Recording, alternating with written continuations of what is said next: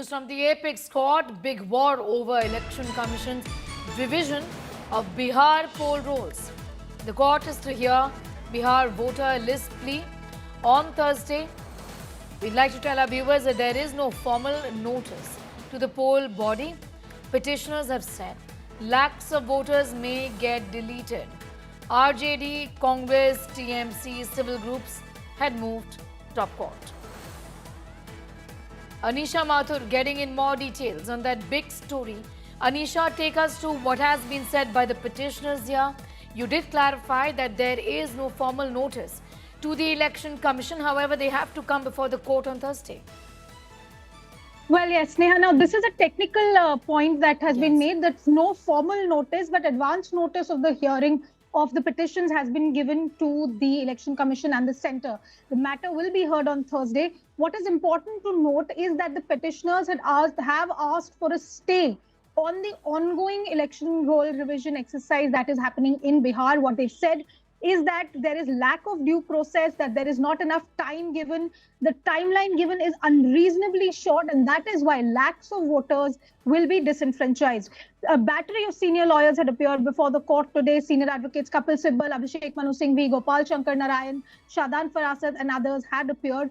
And the argument that has been made before the apex court is that since the timeline, even though the elections themselves are in November in Bihar, the timeline given for the verification was only till the 25th of this month, and that short timeline will affect lakhs of people. They've also said that this Election Commission order, if it is not set aside, if it is not at least stayed, it will disrupt free and fair elections and democracy in democracy. They've also questioned the documentation. They've said the documentation requirements of this directive of the EC will not allow lakhs of people, particularly those from poor, marginalized or migrant community, migrant laborer sections of the community, to revise their names, to verify their names. The short timeline also, and I'm quoting from the petition here, it makes this exercise bound to result in removal of names of lakhs of genuine voters from the electoral rolls, leading to their disenfranchisement.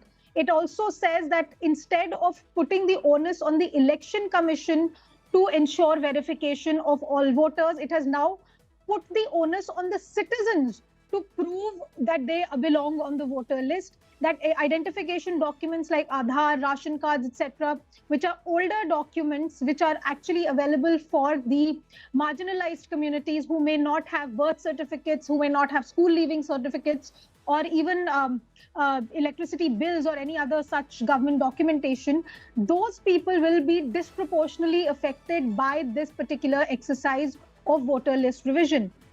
All right. And so all of these have been questioned. Now the hearing is on Thursday. We'll have to wait and see if the court agrees to stay the ongoing electoral roll revision in Bihar. Back to you. All right, Anisha Mathur getting us up to speed with those details. The matter is going to be heard in just 2 days from now, which is Thursday. The court now opining on the way forward, because there is strong opposition that has been seen, not just on the ground, but the matter is now playing out legally with several opposition parties and civil groups raising this issue.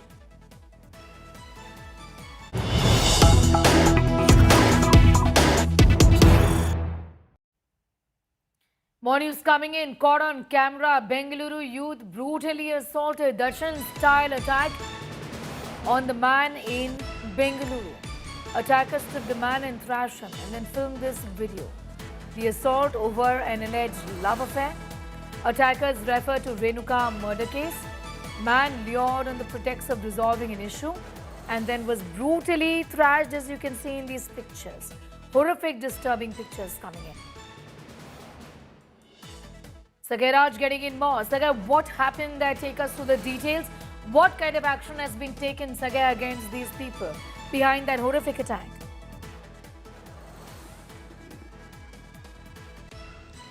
If you notice that these were the college students, and it was a simple relationship dispute between two boys, where a boy identified as being Kushal, who is a victim in this particular case, was seeing a girl, and they were in a relationship. A few months back, they broke up, and the girl have found a different boy, and he was upset with that, and he started to send a few obscene messages to her, and she had shared that message to the new boyfriend, and he, on a pretext of resolving all this issue, kidnapped to a secluded area and beaten up black and blue. And one of those guys who was recording the video has also given a reference saying that you will be hit and killed like Renuka Swami, like how Darshan has killed them. So they have given a reference, and they were been assaulted. Police have arrested all of them who have involved in this particular case and taken into custody.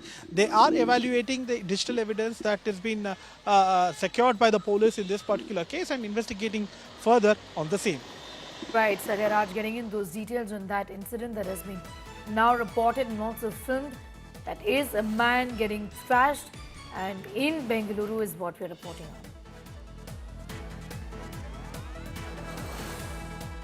More developments from Karnataka has got to do with the Chief Minister change Nataka that is playing out. Hours after rumours of Siddaramaiah being elevated as head of Congress's OBC Advisory Council chief, the Chief Minister's office has issued a clarification.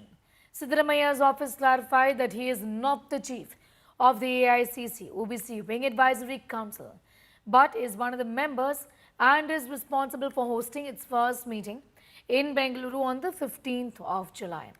The Chief Minister, however, said he can't and won't deny a natural role. Deputy Chief Minister D.K. Shivkumar has not ruled out leadership change and said he would abide by the party's high command decision. The BJP, on the other hand, has claimed the change of guard in Karnataka is imminent. The Saffron party has alleged that the conspiracy is at play to remove Siddaramaiah from the top job and that he will be now headed to Delhi for a national role. Meanwhile, Congress state in charge Randeep Surjewala is in Bengaluru and is set to meet Karnataka MLAs today. ಜವಾಬ್ದಾರಿ ಕೊಟ್ಟಾಗೆ ಬಿಟ್ಟು ಓಡೋಗಲ್ಲ. ಕೇಳಿಲ್ಲ, ಅವರೇ ಗೊತ್ತಿಲ್ಲ ನನಗೆ. ಅವ್ರು announce ಮಾಡಿದ್ದಾರೆ, ನಾನು ಅವ್ರ ಜೊತೆ ಮಾಡ್ತೀನಿ. ರಾಷ್ಟ್ರ ರಾಜಕಾರಣಕ್ಕೆ ನಿಮ್ಮ ಎಂಟ್ರಿ ಆಯ್ತು ಅಂತಲ್ಲ, ರಾಷ್ಟ್ರ ರಾಜಕಾರಣಕ್ಕೆ ಹೋಗಲ್ಲ ಅಂತ ಇದ್ರಿ, ಈಗ ಹೈಕಮಾಂಡ್ ನಾಯಕರೇ ನಿಮ್ಮನ್ನ ಬರ್ಮಾಡ್ಕೊಳ್ತಾ ಇದ್ದಾರೆ. ಇದು ಏನಂತ ಪೋಸ್ಟ್ ಕೊಟ್ಟಿದ್ದಾರೆ ಗೊತ್ತಿಲ್ಲ ನನಗೆ. ಯಾಕಂದ್ರೆ ಒಂದೊಂದು ಪತ್ರಿಕೆಯಲ್ಲಿ ಒಂದೊಂದು ಥರ ನೋಡ್ತೀನಿ, ಕೇಳಿ ಮಾತಾಡ್ತೀನಿ. ಕಾರ್ಯಕರ್ತರು, ಶ್ರೀಗಳು, ಜನ ಬಯಸ್ತಾರೆ. ಯಾರು ಬಯಸಿದ್ರು ನಾವು ತಪ್ಪು ಅಂತ ಹೇಳಕ್ಕಾಗಲ್ಲ.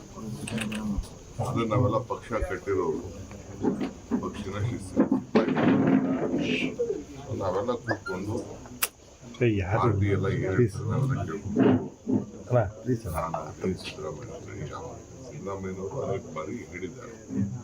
ಪದೇ ಪದೇ ನಿಮಗೆ ಮೀಡಿಯಾ ಅವ್ರಿಗೆ, ವಿರೋಧ ಪಾರ್ಟಿಯವ್ರಿಗೆ, ನಮ್ಮ ಪಾರ್ಟಿದು ಕೆಲವರಿಗೆ ಸುಮ್ಮನೆ ಅದನ್ನ ಚಪ್ಪಲ ಕೆಲವೆಲ್ಲ ಮಾತಾಡ್ತಾ ಇರ್ತಾರೆ. ಈಗ ಯಾವ್ದು ಅವಶ್ಯಕತೆ ಇಲ್ಲ. ಮಲ್ಲಿಕಾರ್ಜುನ್ ಖರ್ಗೆ ಅವ್ರು ಹೇಳಿದ್ದಾರೆ, ಯಾವ ವಿಚಾರನೂ ಮಾತಾಡೋಕೆ ಹೋಗ್ಬಿಡಿ, ಅದಕ್ಕೆ ನಾವು ಮಾತಾಡೋದು. ಪಕ್ಷ ಏನು ಹೇಳ್ತಾರೆ ನಾವೆಲ್ಲ ಕೇಳ್ತೀವಿ. ನಮ್ಗಷ್ಟೇ, ಯಾಕೆಂದ್ರೆ ಜನ ಏನು ನಮ್ಮನ್ನು ನಂಬಿ ಓಟ್ ಕೊಟ್ಟಿದ್ದಾರೆ, ನಮ್ಗೆ ಅದು ಇಂಪಾರ್ಟೆಂಟ್. ಒಂದೊಂದಾಗಿ ಜನರ ಭಾವನೆ ಅಂತ ನಾವು ಕೆಲಸ ಮಾಡ್ಕೊಂಡು ಹೋಗ್ತಾ ಇದ್ವಿ, ಕೊಟ್ಟು ಮಾತನಾಡಿದ್ರೆ ಕೂತ್ಕೊಳ್ತಾ ಇದ್ವಿ. ಇನ್ನು ಅನೇಕ ಯೋಜನೆಗಳಿದೆ, ಅವೆಲ್ಲ ನಾವು ತಯಾರು ಮಾಡ್ಕೊಳ್ತಾ ಇದ್ವಿ. ಜನಕ್ಕೆ ಇಂಪ್ಲಿಮೆಂಟ್ ಮಾಡಿ ಬದಲಾವಣೆಯನ್ನು ಕಾಣಿಸ್ಕೊಳ್ತೀವಿ. ಅದರಲ್ಲಿ ನಾವು ಮುಂದಾಗಿದ್ವಿ. ಏನೋ ದೇವ್ರ ಕೃಪೆ, ಒಡನ ಕೃಪೆ, ವಿಶ್ವಾಸ ಎಲ್ಲ ಕಡೆ ಸರ್, ಒಡಂಬಡಿಕೆ ಅಂತ ತಾವು ಸಿಎಂ ಆಗಬೇಕು ಅಂತನ್ನುವಂಥ ಬಯಕೆ ಸರ್. ಒಡಂಬಡಿಕೆ ಅಂತೆ ಸಿಎಂ ಆಗಬೇಕು ನೀವು ಅಂತ. ನಾನು ಯಾಕೆ ಮಾತಾಡಿದ್ದೀನಿ, ನಾನು ಪಬ್ಲಿಕಲ್ಲಿ ಮಾತಾಡೋದಿಲ್ಲ. ನಾನು ಉಂಟು, ಪಕ್ಷ ಉಂಟು, ಎಲ್ಲ ಒಟ್ಟಿಗೆ ಪಕ್ಷದಲ್ಲಿ ಕೆಲಸ ಮಾಡೋದು. ಕರ್ನಾಟಕ ರಾಜ್ಯದಲ್ಲಿ ಕಾಂಗ್ರೆಸ್ ಪಕ್ಷ ಪ್ರಚಂಡವಾಗಿ ಏನು ವಿಜಯವನ್ನು ಸಾಧಿಸಿದೆ, ಅದಕ್ಕೆ ಬಹುಪಾಲು ಕೊಡುಗೆ ಸನ್ಮಾನ್ಯ ಡಿ.ಕೆ. ಶಿವಕುಮಾರ್ ಅವರು ಪಕ್ಷಕ್ಕಾಗಿ ಅಧ್ಯಕ್ಷರಾದ ನಂತರ ಬಹಳ ಶ್ರಮಪಟ್ಟಿರುವಂಥದ್ದು ಈ ನಾಡಿನ ಎಲ್ಲ ಜನರಿಗೆ ಗೊತ್ತಿದೆ. ಆದರೆ ಪಕ್ಷ ಜಯಬೇರಿಯಾದ ನಂತರದಲ್ಲಿ ರಾಷ್ಟ್ರೀಯ ನಾಯಕರಾಗಲಿ, ರಾಜ್ಯದ ನಾಯಕರಾಗಲಿ ಸಮಾಲೋಚನೆಯನ್ನು ಮಾಡಿ ಏನು ಒಳ ಒಪ್ಪಂದ ಏನು ಆಗಿದೆ ಆ ಒಳ ಒಪ್ಪಂದ ರಾಷ್ಟ್ರೀಯ ನಾಯಕರಿಗೆ ಮತ್ತು ಮುಖ್ಯಮಂತ್ರಿ ಸಿದ್ದರಾಮಯ್ಯನವರಿಗೆ ಡಿ ಕೆ ಶಿವಕುಮಾರ್ ಅವರಿಗೆ ಮಾತ್ರ ಗೊತ್ತು ಹೊರತು ಏನೇ ಆಗಲಿ ಅದು ಆಂತರಿಕವಾಗಿ ಅದು ಕಾಂಗ್ರೆಸ್ಸಿನ ಒಂದು ನಿರ್ಣಯ. ನಾವು ಅದರ ಬಗ್ಗೆ ಕಮೆಂಟ್ ಮಾಡೋದಿಲ್ಲ. ಆದರೆ ಒಬ್ಬ ಕನ್ನಡಿಗನಾಗಿ ಕರ್ನಾಟಕ ರಾಜಕಾರಣವನ್ನು ಭಾಳ ವರ್ಷದಿಂದ ನೋಡುವಾಗ ಯಾವಾಗ ರಾಜ್ಯ ರಾಜಕಾರಣಕ್ಕೆ ಮುಖ್ಯಮಂತ್ರಿಗಳಿದ್ದಾಗ ಬದಲಾವಣೆ ಆಗಿದೆ. ಅವರಿಗೆ ರಾಷ್ಟ್ರೀಯಲ್ಲಿ ಏನೋ ಒಂದು ಹುದ್ದೆ ಕೊಟ್ಟಿರುವಂಥದ್ದು ಹಿನ್ನೆಲೆ. ಹೀಗಾಗಿ ಸಿದ್ದರಾಮಯ್ಯ ಅವರು ಇದನ್ನು ಯಾವ ರೀತಿ ತೆಗೆದುಕೊಳ್ತಾರೆ ಅನ್ನೋದು ಭಾಳ ಮುಖ್ಯ. ಚರ್ಚೆ ಏನು ಬೇಕಾದ್ರೆ ಆಗ್ಬೋದು, ಆದರೆ ಇಲ್ಲಿ ಕೇಂದ್ರ ಬಿಂದು Siddaramaiah. They wanted to send Siddaramaiah to a shed. How Mr. Kargeji sent to shed, no? Like that. They wanted to send Siddaramaiah also. So they are making a strategy how to send him to central without making him disturbed. Congress party nominated Mr. Siddaramaiah as a OBC chairman for All India. So that means Siddaramaiah gate pass is guarantee. 100% in the October, November, he will go to Delhi. So here CM will change. Already I told many times, in October, November, yes, guarantee Siddaramaiah will change. I'm going straight across to Sagaraj for more details on that story that he is tracking very closely. First of all, Sagar, just give us an idea about what this argument really is for this for the national role really for Siddaramaiah, and what is the clarification, Sagar, that has come in from the Chief Minister's office on the same? Now, there were reports that Karnataka Chief Minister Siddaramaiah is made as a chairman of Backward Class Commission, and thereafter what we also get to learn is that the Chief Minister's office had given a clarification that he was just made a committee member of Backward Class Commission of Congress Party. He was not made a chairman, and in fact Siddaramaiah, when he spoke to the media, has also categorically clarified that he wasn't aware about this particular development. He himself has seen in the media, and he has also said that he need to check with the High Command and get a clarification on the role that he is going to get. And he has also said that he was being asked to organize the event on 15th of July, and subsequently he has organized the event, so he wasn't aware about the post he was getting. And thereafter the Chief Minister's office had given a clarification in a press note where they have clarified, stating that Chief Minister Siddaramaiah has made just a committee member, is not the chairman of OBC, whereas the opposition have tried to get political mileage out of it, where they said that whenever a senior leader from Karnataka or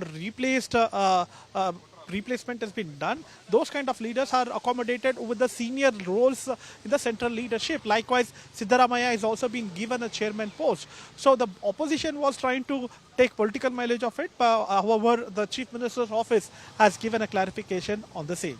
All right, there's a clarification coming in, and why this is interesting is because the opposition BJP was already buzzing, saying that, look, there is enough and more indication that there is a leadership change in the state of Karnataka. Sagaraj getting in those details. I'm going to thank you for the moment.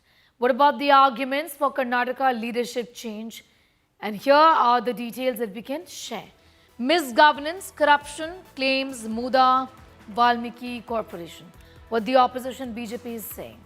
Unity and 2028 strategy, perhaps for the Congress party. Vocaliga support key for the Congress and hence their compulsions. Also, maybe governance and image repair, fresh face may rebuild trust in the Congress party. Also, the strategic shift ahead of the 2028 elections in the state of Karnataka. Let's tell you a little about Siddaramaiah also and the image of the leader. Arguments against the Karnataka CM change is that he's got a strong track record. He's been the chief minister in that sense in the past and has got experience.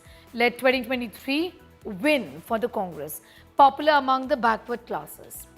Risk of party infighting. Leadership may change may spark More factionalism within the party. DKS might just get more upset. Legal and political resilience. Fighting Muda case. Challenge the governor's sanction. No clear consensus on DK Shivkumar even now. Controversial remarks have hurt his credibility a little. More developments from the state of Karnataka, and this has got to do with the Chief Minister's comments. Chief Minister Siddaramaiah has been fact-checked. His own expert team has found no evidence to link COVID vaccine and the recent spate of heart attack deaths in Hassan district. Disputing the repeated claims made by Siddaramaiah, the expert panel led by Dr. C.N. Ravindranath has said the vaccine against COVID has shown to be protective against cardiac events. The panel has asserted that there is no single cause behind the observed rise in sudden cardiac deaths in Karnataka, in Hassan to be particular. Also identifying traditional risk factors such as hypertension, diabetes, smoking, sedentary lifestyles as the primary causes of cardiac deaths. Remember, the study follows a reportage of 22 sudden cardiac deaths in 40 days in Hassan. Earlier, the central government had cited AIMS and ICMR study had debunked Siddaramaiah's claims. ICMR AIMS study also said vaccines and deaths are not linked. Genetic mutations are the key factor. BJP, on the other hand, has hit out to the Chief Minister for spreading misinformation and has sought an apology. It is most irresponsible statement of Mr. Siddaramaiah. First of all, ICMR, NCDC, All India Institute of Medical Science, Delhi, they have all said that there is no reason to believe or there is absolutely no proof that because of the vaccine, more heart attacks are taking place. Siddaramaiah deliberately making this statement because this vaccine was invented during the Modi's regime. There was a fear that the vaccine, whoever took the vaccine, were getting heart attacks time and again, especially in Hassan district. So no correlation between vaccine and heart attacks that you have found, sir. No, that Hassan district is different. Yeah. This is that we are investigating those people who have died. Yeah. So we are finding out what are those, whether they are heart attacks or whether any post-mortem done, what is the investigation done. That report is different. Correct, sir. That is coming up on, I think, they have given 10 days. The aim is done. Yes, sir. Yeah, this was an earlier committee that was formed. Yeah. Same committee has been given that. The earlier committee, they asked us to look into whether vaccine or COVID infection is caused. That was their. Correct, sir. So, irrespective of any vaccine, sir, irrespective of Indian-made, foreign-made, no. Yeah. There is no much, even foreign also, Europe, all those things, there is no increase in the except some myocarditis I told, but there is no increase in the. But COVID infection, during infection of COVID per se, during the early part or when they are suffering within 6 months, 3 months, that period, they had some increase in the incidence of heart attack, stroke, because blood clot formation was there. Even pulmonary embolism, clots in the vein go to lungs, cause pulmonary embolism, in the stroke also, and also heart attack. That is during a COVID, the initial part when the inflammation is active. But now, after 2-3 years, that will not be responsible. That's what even the scientific journals publications say. Mr. Siddaramaiah should now apologize to the medical fraternity. Irresponsibly, he made charge that the COVID vaccine is responsible for the increased heart attack without any knowledge on the subject. Being a chief minister, he is expected to express more responsibly and also think of the implications his statement would make. Political brownie points can wait, but let us not play with the lives of the people. Siddaramaiah is in a hurry to grab attention, which is very unfortunate.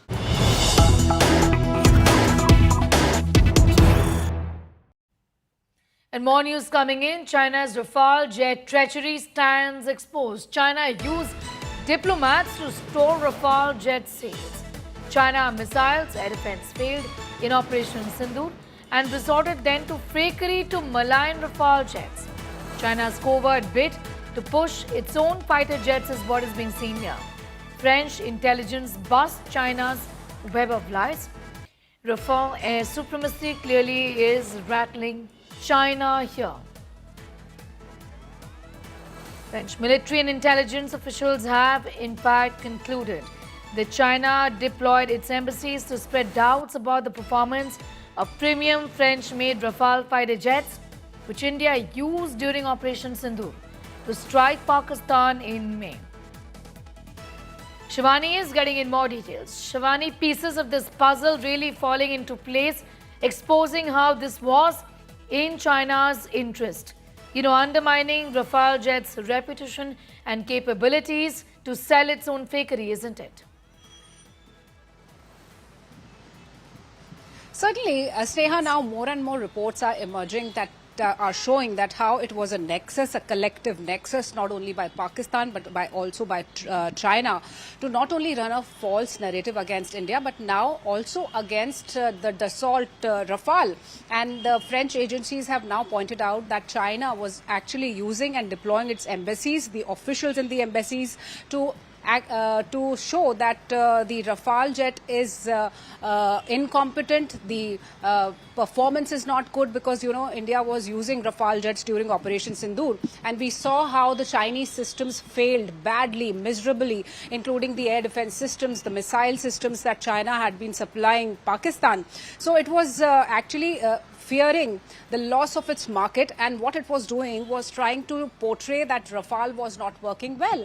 And that is what has been now pointed out, Sneha, in this particular report, in which the French officials, without on the condition of anonymity, have said that China had been deploying its embassies in a number of countries, and especially they were trying to dissuade the sale of French Rafale jets, and instead they wanted to push their own jets, and they wanted to show that Rafale is a non-performer while their jets can be superior. So they were using Operation Sindoor, and they were trying to sell their own jets to the countries, and especially Indonesia, which has already ordered the Rafales from France. So this is the kind of nexus that was running. And remember, Sneha, while the Operation Sindoor was on, there were fake news items that were being circulated on Global Times that happens to be the mouthpiece of China.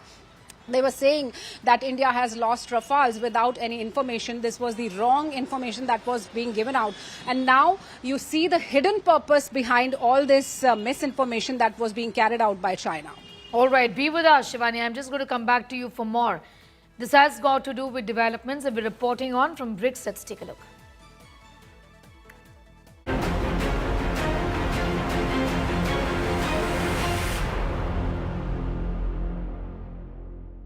Minister Narendra Modi participated at the 17th BRICS Summit in Rio de Janeiro. In his address to BRICS nations on day one of the summit, the Prime Minister denounced the Pahalgam terror attack that India faced on the 22nd of April. He said the attack was a blow to entire humanity, asserting that silent support of terrorism is not acceptable. He's called for a unified stance against terror and said that there should be no hesitation imposing sanctions on terrorists. Acknowledging the Prime Minister's concerns, BRICS nations strongly condemned the Pahalgam attack, calling it criminal and unjustifiable. BRICS condemned Pakistan terror in China's presence. The summit declared that those involved must be held accountable and that zero tolerance on terrorism must be ensured. Prime Minister Modi also continued his Global South outreach and said that two-thirds of humanity has not been adequately represented in global institutions. He added that the Global South has not been given a place at the decision-making table, and this is not just a question about representation, but also a question about credibility and effectiveness. Pahalgam terrorist attack in strongest terms.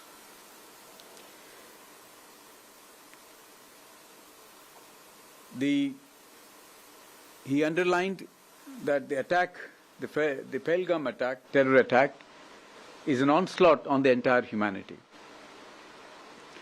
He also noted that those funding, promoting and providing safe havens to terrorists must be dealt with in the harshest terms. In the session on strengthening multilateralism, economic, financial affairs and artificial intelligence, Honorable Prime Minister expressed that diversity and multipolarity were valued strengths of the BRICS. He added that BRICS could play an important role in shaping a multipolar world. In this context, he also gave few suggestions in terms of considering setting up a science and research repository in the BRICS groups. He reiterated that the global organizations of the 20th century lacked the capacity to deal with the challenges of the 21st century. And therefore, he underscored the importance of reforming the multilateral organizations. He called for a multipolar and inclusive world order and stated that the global governance institutions, particularly the UN Security Council, the IMF, the World Bank, and the WTO, must undergo urgent reform to reflect the contemporary realities and times. And more from BRICS. It's BRICS versus Trump once again in Rio de Janeiro. In Brazil, the BRICS summit is taking place, which was attended by Prime Minister Narendra Modi. During the summit, BRICS leaders attacked Donald Trump, saying that Trump's tariffs might shake the world economy. They said that Trump's bill is also inconsistent with international laws, saying that his tariffs may distort trade. Trump has hit back at BRICS and reiterated the warning of a hike in tariffs. He says any country that pursues anti-American policies will face an additional tariff of 10%. Remember, in February, Trump made a similar attack on BRICS, claiming that tariffs would be hiked if they tried to undermine the dollar. How about BRICS? You know, the BRIC states, there are like 6 of them, and they were trying to destroy our dollar. They were going to say, you know, they wanted to create a new currency. They probably wanted to use the yuan. China, they wanted to use the yuan. And Biden said, well, this is a tough situation. There's not much we can do about that. We can't help that. I said, oh, we can help it. So when I came in, the first thing I said is any BRIC state that even mentions the destruction of the dollar will be charged a 150% tariff. And we don't want your goods. We don't want to partake. And the BRIC states just broke up. I don't know what the hell happened to them. We haven't heard from the BRIC states lately. U.S. President Donald Trump has signed tariff letters to 12 countries, serving them with take-it-or-leave-it offers.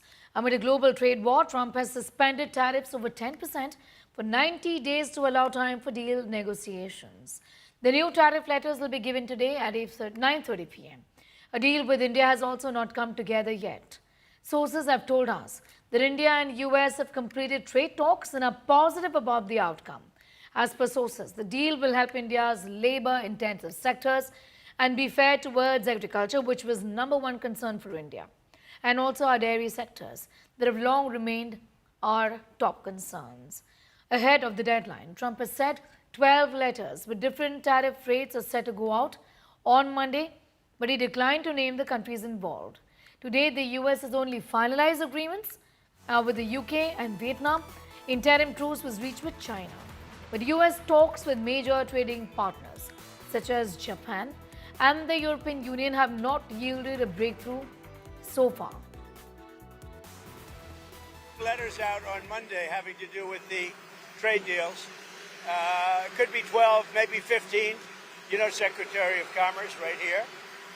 And I guess, Howard, I would say it could be maybe as many as 15 or so. And they'll be going out on Monday, and some will go out on Tuesday and Wednesday, and we've made deals also. So we're going to have a combination of letters, and some deals have been made. But they go into effect on August 1st. The tariffs go into effect August 1st, but the president is setting the rates and the deals right now. I'm going to go straight across to Shivani for more. Shivani, of course, agriculture, dairy are our top concerns here when it comes to talking to the U.S. and doing business with them. But what has been worked out and where are we stuck right now? Take us to the details of what is expected, given that this has been ongoing for a while now, isn't it? Sneha, see, India has been working with the United States, and we've already seen how the ministers and the officials have been traveling to and fro to United States, and they're working on the trade agreement with the United States, and without getting affected or impacted by the pressure politics that US President Donald Trump has been trying to play. India has been wisely working on the trade agreement, and not only in terms of the defense exchanges, but a number of other issues, be it agriculture, be it dairy, be it artificial intelligence, and so many other issues where India has been closely working with the United States. And what the sources have also revealed, Sneha, that the tariff, setting the tariff war at one side, there are positive outcomes that are expected out of these meetings, and India has been working together with the United States. Though we've also got some reactions from the US President, especially after the joint declaration that has condemned the tariff measures by United States President has come, where he says that there will be 10% additional tariff to all those nations that have been working on anti-America agenda, and India is also a part of them. Remember, and the letters will also be issued today at around 9:30 p.m. IST by United States on the new tariff rates. But India is hopeful because India has been working closely with the United States in its trade agreement. So we have to wait and watch. But yes, it is very certain and very clear from India that it's not going to get impacted by any kind of statements or any kind of pressure tactics that United States President has been giving out. All right, I'm going to leave it there for the moment. Shivani Sharma getting in those details. Tariffs on steel and auto unlikely, with India firm on its position when it comes to dairy and agriculture. It remains to be seen when both nations really sign along the dotted lines.